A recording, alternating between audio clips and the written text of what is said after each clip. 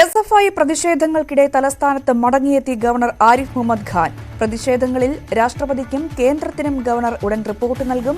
ഗവർണർക്കെതിരായ പ്രതിഷേധം തുടരാനാണ് SFI തീരുമാനം. ഇന്നലെ രാത്രി കോഴിക്കോട് നിന്നും തിരുവനന്തപുരത്തേക്ക് എത്തിയ ഗവർണർക്കെതിരെ നഗരത്തിൽ പലയിടത്തും SFI പ്രവർത്തകർ കരിങ്കൊടി കാട്ടി. അതീവ സുരക്ഷയിലാണ് രാജ്ഭവനിലും ഗവർണറുടെ സഞ്ചാരപാതയിലും പോലീസ് ഏർപ്പെടുത്തിയിട്ടുള്ളത്. BB അരുൺ വാർത്തയുടെ വിശദാംശങ്ങൾ പങ്കുവയ്ക്കും. അരുൺ, ഇന്നത്തെ ഒരു സാഹചര്യം എങ്ങനെയാണ്? പ്രതിഷേധങ്ങൾക്കുള്ള സാധ്യതയുണ്ടോ? ഗവർണർക്ക് എന്തെങ്കിലും പരിപാടികൾ ചാർട്ട് ചെയ്തിട്ടുണ്ടോ? എങ്ങനെയാണ് ഒരു പൊതു സാഹചര്യം?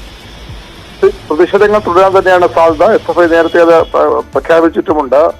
ഗവർണർക്ക് പൊതുപരിപാടികൾ ഇന്നില്ല. പക്ഷെ അദ്ദേഹം 11 മണിയോടുകൂടി തിരുവനന്തപുരം ഡെന്റൽ കോളേജിലേക്ക് പോകുന്നുണ്ട്. ഡോക്ടറുടെ അപ്പോയിന്റ്മെന്റ് അദ്ദേഹം നേരത്തെ എടുത്തതാണ്. അവിടെ പോകുമെന്നാണ് രാജ്ഭവനിൽ നിന്ന് അറിയിക്കുന്നത്.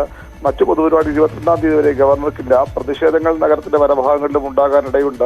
ക്യാമ്പസുകളിൽ ബാനറും ഫ്ലക്സും ഉയർത്തി ചാൻസലർക്കെതിരെയുള്ള പ്രതിഷേധമുണ്ടാകും. നഗരത്തിന്റെ പല ഭാഗങ്ങളിലും ഇന്നലെ തന്നെ ഗവർണർക്കെതിരെ ഗവർണർ ഗോ ബാക്ക് അടക്കമുള്ള ബാനറുകളും ഫ്ലക്സുകളും SFIയും DYFIയും ഒക്കെ ഉയർത്തിയിട്ടുള്ള പ്രതിഷേധം തുടരും. ഗവർണറുടെ ഭാഗത്ത് രാജ്ഭവന്റെ ഭാഗത്തും ചില നീക്കങ്ങൾ ഉണ്ടായേക്കാം. ഏറ്റവും പ്രധാനം കാലിക്കറ്റ് സർവകലാശാല VCക്കെതിരെ നടപടിയെടുക്കാനുള്ള സാധ്യതയുണ്ട്. അത് അവിടെ ക്യാമ്പസിൽ ഉയർന്ന ബാനറുകൾ ഗവർണർക്കെതിരെ വരുന്ന പ്രതിഷേധം, അതിനപ്പുറത്തേക്ക് ഇവരെ ക്യാമ്പസിലെ സെമിനാറിൽ നിന്ന് VC വിട്ടുന്നതും വലിയ അതിർത്തിക്ക് ഇടയാക്കിയിട്ട് ഗവർണറെ അതിർത്തിക്ക് ഇടയാക്കിയിട്ടുണ്ടെന്നാണ് വിവരം. അതുകൊണ്ട് തന്നെ ചാൻസലറുടെ വിശദീകരണം തേടാനും മറ്റു നടപടിയിലേക്ക് കടക്കാനും ഗവർണർ വൈസ് ചാൻസലറുടെ വിശദീകരണം തേടാനും നടപടിയിലേക്ക് കടക്കാനും ഗവർണർ തീരുമാനിച്ചേക്കും.